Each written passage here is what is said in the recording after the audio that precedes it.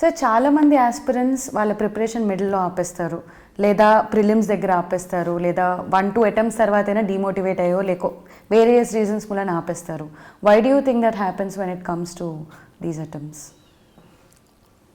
Civil సర్వీసెస్లోనే కాదండి, ఎక్కడైనా కానీ మీరు పిరమిడ్ చూశారు కదా, మొత్తం మన లైఫ్లన్నీ కూడా పిరమిడికల్గానే ఉంటాయండి. ఒక పనిని ప్రారంభించేవాడు చాలా ఎక్కువ మంది ఉంటారు.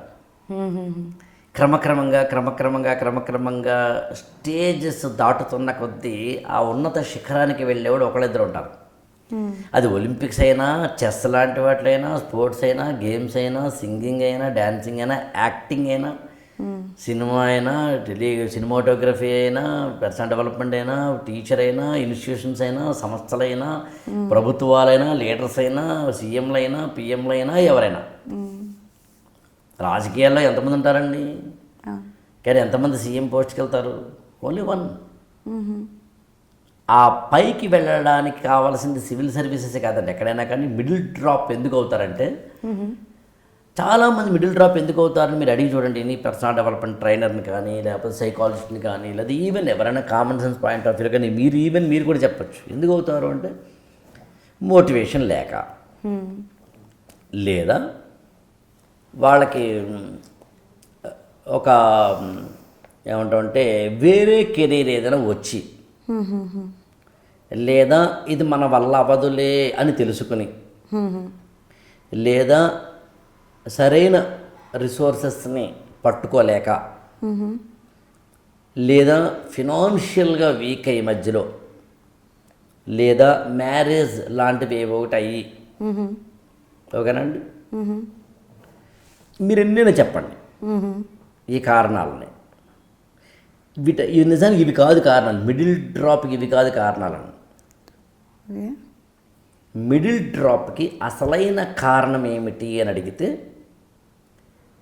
అందులోకి వెళ్ళడానికన్నా ముందే దాని గురించి పూర్తిగా తెలుసుకోకపోవడం అండి.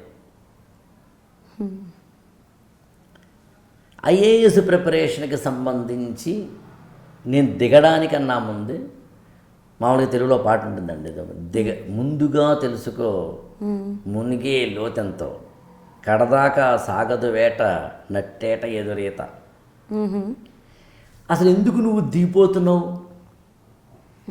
ముందు తెలుసుకో. అన్నీ ఎలాగో తెలుసుకోలేవు. నువ్వు ఆ జ్యోతిష్యం చూపించి, పామిషన్ చూపించి నాకు ఐఏఎస్ వస్తున్నా అది చెప్పలేకపోవచ్చు. ఫినాన్షియల్ రిసోర్సెస్ ఎన్ని అవుతాయో తెలుసుకోకుండా ఎందుకు దిగాలి నువ్వు? నాకు మధ్యలో పెళ్ళో ఏదో చేస్తారు మా పేరెంట్స్ అని తెలుసుకోకుండా ఎందుకు దిగాలి నువ్వు ఇందులోకి? ఇందులో ఎన్ని సబ్జెక్టులు ఉంటాయి, ఏమేమి ఎలా చదవాలని తెలుసుకోకుండా ఎందుకు దిగిపోయావు? ఎన్ని రిసోర్సెస్ ఉంటాయా, ఎన్ని చదవాలా, ఎన్ని చదవలేనే, ఈ రిసోర్సెస్ లేవే అని అనుకుంటూ ఎందుకు ముందు తెలుసుకోలేకపోయావు? అంటే నువ్వు నీ పాయింట్ ఆఫ్ వ్యూలో ఎక్కడో ఒక వీడియో చూసో ఒకటో చూసో నీ ఎమోషన్ తోటి నువ్వు సివిల్ ప్రిపరేషన్లోకి దిగిపోయిన కొంతకాలానికి ఆరంభింపరు నీచ మానవులు అన్నట్టుగా నువ్వు చాలా ఆరంభ స్వరత్వంతో కొంతకాలం, ఒక 6 నెలలో, 8 నెలలో, 1 year, 2 years జర్నీ చేసిన తర్వాత నీకు రియలైజేషన్ వచ్చి, అరే it's not my cup of tea అనుకుని యు ఆర్ మిడిల్ డ్రాప్ అవుతున్నావు. అందులో మిడిల్ డ్రాప్ అవుతున్నావు అంటే అర్థం ఏంటంటే, బిగినింగ్లో నువ్వు చేసిన మిస్టేక్ అది, మిడిల్లో నీకు జరుగుతున్న క్రైసిస్ కాదు. అందులో బిగినింగ్లో నువ్వు ఎలా ఉన్నావు అన్నది పాయింట్. అది కాకుండా అంటే ఆస్పిరెన్స్ ఏజ్ మోస్ట్లీ 18 నుంచి 35 లోపు ఉంటుంది sir.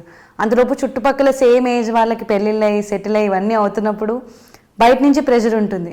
So as an aspirant how do you make sure that I still stand by my path and still do my work? నేనేమంటానంటేనండి, నిన్ను నువ్వు ప్రేమించుకుంటున్నావా అనేది మొత్తం అన్ని ప్రశ్నలకి సమాధానం అండి.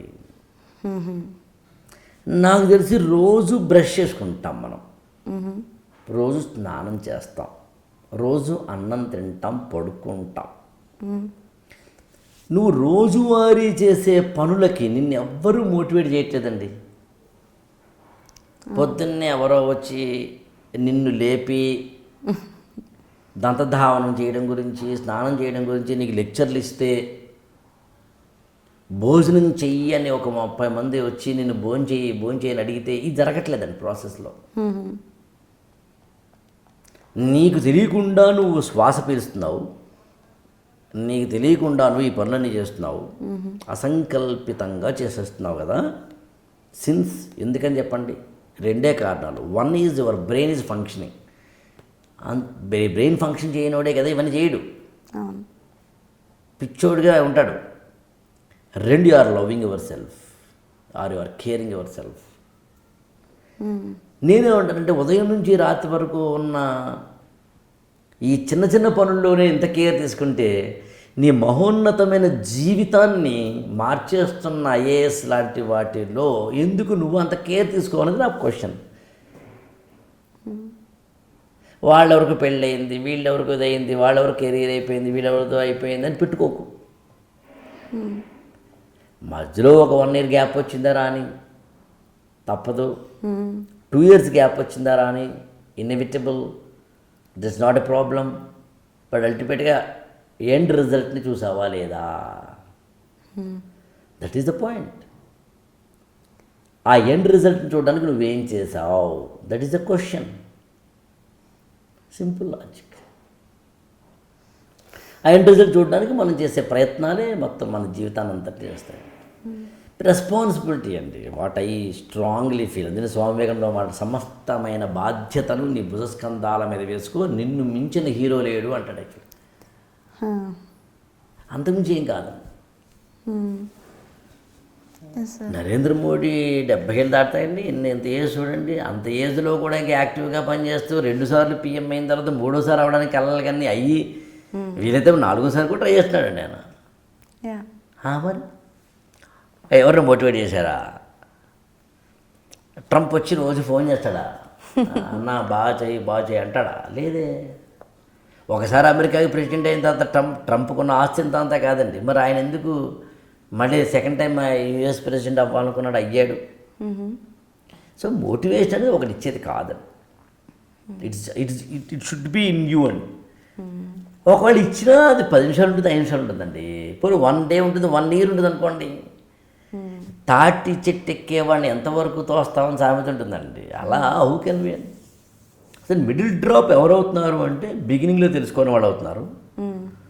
అండ్ ఎవరైతే తమ యొక్క 18 to 35 years ఆఫ్ ఏజ్ గ్యాప్లో ఉన్న వాళ్ళు తమ యొక్క కెరీర్ని తాము చూస్ చేసుకోవడంలో భాగంగా చేయాల్సిన చిన్న చిన్న బాధ్యతలు చేయకపోవడం వల్ల మిడిల్ డ్రాప్ కానీ, లేదా డీవియేషన్ కానీ, లేకపోతే ఐఏఎస్ అవ్వకపోవడం కానీ జరుగుతుంది.